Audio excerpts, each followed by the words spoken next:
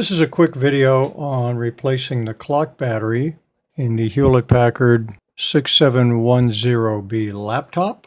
And here's a shot from the sticker on the back. Compaq and Hewlett-Packard are really the same company. It's labeled Compaq 6710B. In this particular laptop, the clock battery has died after many years of use. This is also known as the CMOS or CMOS battery. That stands for complementary metal oxide semiconductor. CMOS is a technology known for drawing very low current. You want the clock in this thing to run for years and years before the battery goes dead, but eventually it will go dead and you have to replace it. Now you might ask the obvious question, why even bother with a laptop that was built in 2007? It's surprising how much use you can get out of these things. On this particular laptop, I have got Windows 10 64-bit running. It's a bit sluggish, but yeah, it does run. I can do 64-bit Windows 10 and surf the internet and all those other things with this trusty old laptop. So what happens when our CMOS battery goes bad? Well, we'll start it up and have a look. And in a few seconds, you're going to see a message in the upper left-hand corner of the screen saying time and date not set. Okay, power on.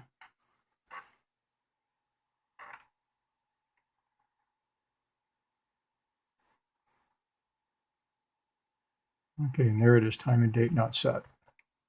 Now, in most computer BIOS setups, if you do have an error with the CMOS clock, it will stop the setup and give you a chance to enter BIOS setup mode. This one doesn't do that.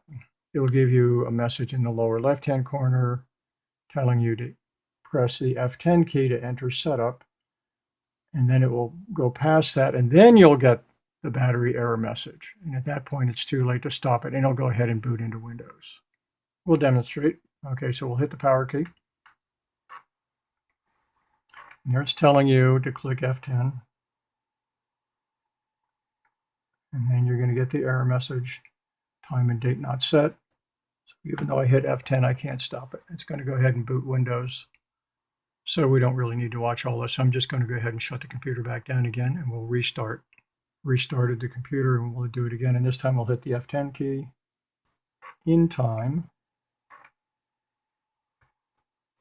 Entering setup. We are now in the setup screen, and we navigate using our arrow keys.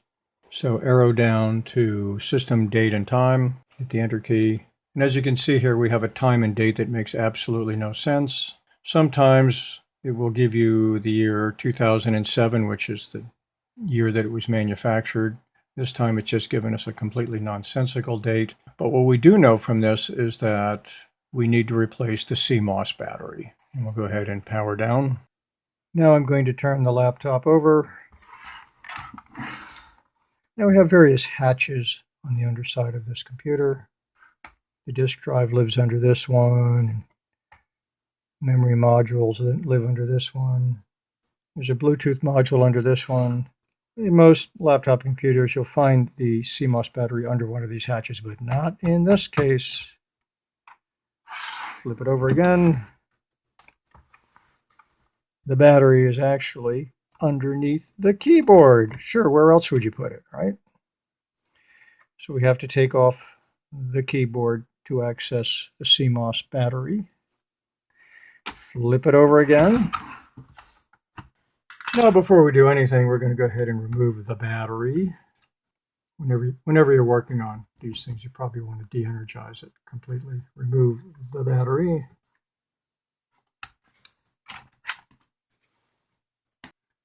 Now we have 3 screws. You have the screw right here. And you see there's a little icon of a keyboard. That kind of gives you a visual cue. And we have another one right here. And there's that icon. And there's a third one hiding underneath this hatch right here. Now we need a nice small Phillips head screwdriver to get those off. And these are captured screws so they won't get away from us.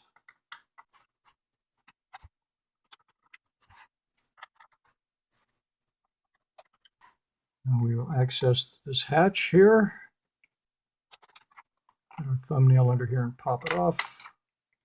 One of our two memory modules.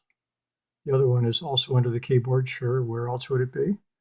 And we have our Wi-Fi module, but then we have this little screw right here. Okay, so our three screws should be loose. We can flip it back over again. Open the lid. Now on the top side, the keyboard is held down by these little tabs.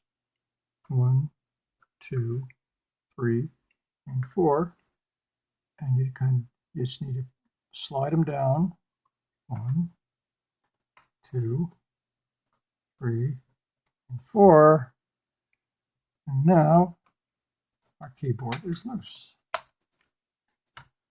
Now be careful with this. There's a delicate cable here connecting it all together. Don't want to damage that. By the way, there's our other memory module.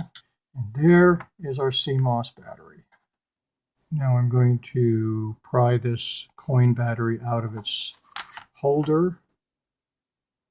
It's held in with two little plastic tabs there and there. If I can just push it in this direction, I should be able to clear those tabs and lift it up. Out it comes. And the size of the battery is CR2032. The 2032 coin battery is by far the most common battery used to power computer clocks. 2032 means it's 20 millimeters in diameter and 3.2 millimeters in thickness. And I just happen to have the replacement battery right here. So just to be absolutely sure, I've got my little voltmeter here. I'm going to check the voltage of the old battery and then the new battery. And we're going to measure the old battery first, 0.4 of a volt. And now the new battery, almost 3.3 volts. That's perfect. That's what a new battery should be. Now we're going to slide the new one in. Push it in so it clears those tabs, and here we are. Our new CMOS battery in place. Now to secure the keyboard back down again, you got these little tabs here along the bottom. They've got little slots they go into and they have to match up.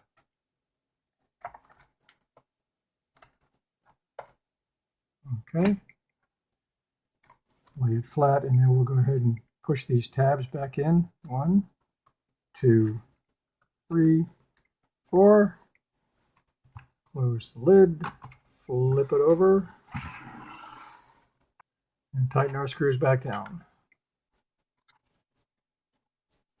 1, 2,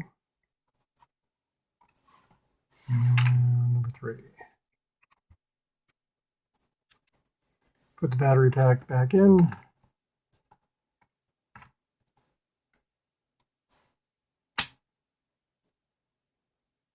Replace our memory module hatch, starting with the big tab first. Slide it under and then snap them in. And then the screw. And that's it. Flip it back over.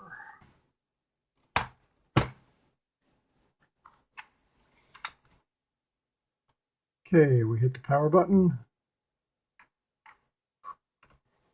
And then when this tells us we can hit the F10, enter the setup, and now we will reset the time to the correct time and date.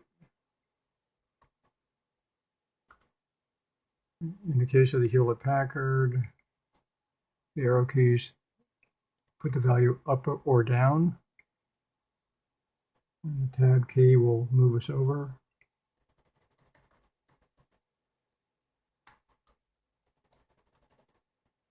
Okay, there's our time. Arrow key down, and you set this using 24-hour time, so 9 p.m. is 21.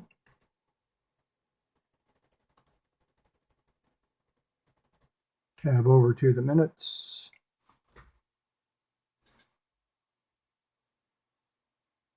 Which is 48. Okay, time and date is now set. Now when you're done, hit the F10 key.